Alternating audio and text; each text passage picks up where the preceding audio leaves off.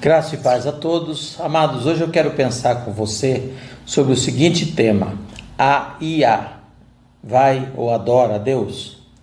Primeiro eu quero ler com base no Evangelho de Mateus, capítulo 4, versos de 8 a 10, que diz assim: Levou ainda o diabo a um monte muito alto, mostrou-lhe todos os reinos do mundo e a glória deles.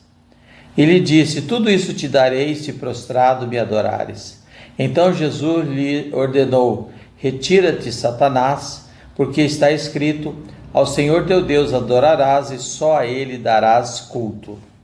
Amados, tomar, tocar ou impedir a adoração a Deus sempre foi e será a principal ambição de Satanás.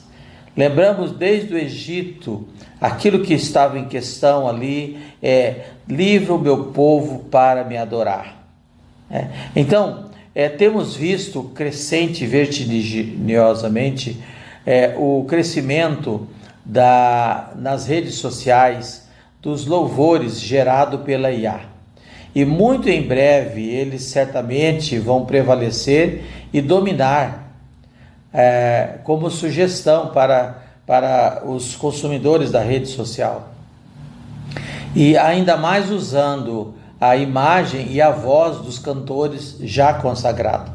Então eu quero trazer aqui hoje 4 critérios bíblicos para nos ajudar a começar a pensar nesse tema muito vigente em nossos dias. O primeiro dele é o critério bíblico para um verdadeiro adorador. Segundo o encontro de Jesus com a mulher samaritana, ali no capítulo 4 do Evangelho de João, o Senhor Jesus falou assim para ele: Vós adorais o que não conheceis, e nós adoramos o que conhecemos. Ou seja, o primeiro critério que nós aprendemos com Jesus para adorar a Deus é conhecê-lo. Isso nós percebemos que é instruído, ensinado e observado desde o profeta Oséias, capítulo 4 e capítulo 6, quando diz que nós devemos conhecê-lo e prosseguir em conhecer o nosso Deus. Então, ainda que esse termo conhecimento no hebraico, no grego e no latim tenham aspectos diferentes, ênfase diferente, esse é o primeiro critério: conhecer a Deus em todos os seus sentidos. O segundo critério é: temos que conhecê-lo como Senhor, ou seja, nós temos que reconhecê-lo como Senhor e Deus. Ainda que haja 12 termos básicos no hebraico para situações e expressões de adoração, todos eles têm um só sentido: reconhecer a Deus como Senhor, Criador, poderoso sobre os céus e a terra. O terceiro critério é: temos que adorá-lo de todo o coração.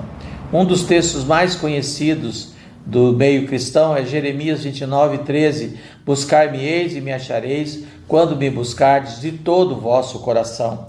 Eu ainda quero citar Deuteronômio 4:29: Então dali buscarás o Senhor teu Deus, e o acharás quando buscardes de todo o coração e de toda a tua alma. E nós poderíamos citar muitos outros aqui ainda. Então, esses versículos enfatizam a importância da busca sincera e total por Deus, prometendo a Ele, e Ele prometendo que será encontrado por aqueles que o buscarem nessa condição do coração. E o quarto critério que eu quero trazer para adorar o Senhor, o critério bíblico: temos que a adoração tem que ser resultado do relacionamento. Não somente na Bíblia, mas em todos os louvores que marcaram a história da igreja até os nossos dias, foram frutos de experiências profundas com Deus. Quando nós ouvimos os atuais autores de letras e cantores, os mais tocadas, mais conhecidas e as mais tocantes também em nossas vidas, elas são frutos daqueles que estão tendo experiência com Deus. Mas para não ficar na experiência atual, eu quero citar aqui as experiências bíblicas. Por exemplo, o cântico de libertação de Moisés, Êxodo 15, o cântico do povo de Israel junto ao poço, o cântico de instrução e advertência de Moisés, o cântico da vitória de Débora e Baraque, cântico de louvor de Ana, lamentação de Davi sobre Saul e Jonatas, o cântico da vitória de Davi. Então, nós temos ainda o cântico de ações de graça de Isaías. Então, todos esses louvores registrados na Bíblia e adoração são fruto de pessoas que tiveram experiência com Deus, de fé, de conquista, de livramento, de intimidade, de visitação da glória de Deus e também de superação em relação ao conhecimento com Deus. Então a pergunta que eu quero levantar para concluir é: a IA responde ou tem esses critérios para gerar a verdadeira adoração? Será que a IA preenche essa condição bíblica? Eu não pretendo definir e nem esgotar esse assunto, eu nem tenho condições disso, mas eu quero então provocar uma reflexão, talvez ouvir os especialistas dessa área, pois certamente teremos que ter um posicionamento bíblico a esse tema também, né? O que você acha sobre esse tema? Deixa aí o seu parecer. Fraternamente em Cristo, um bom dia para todos.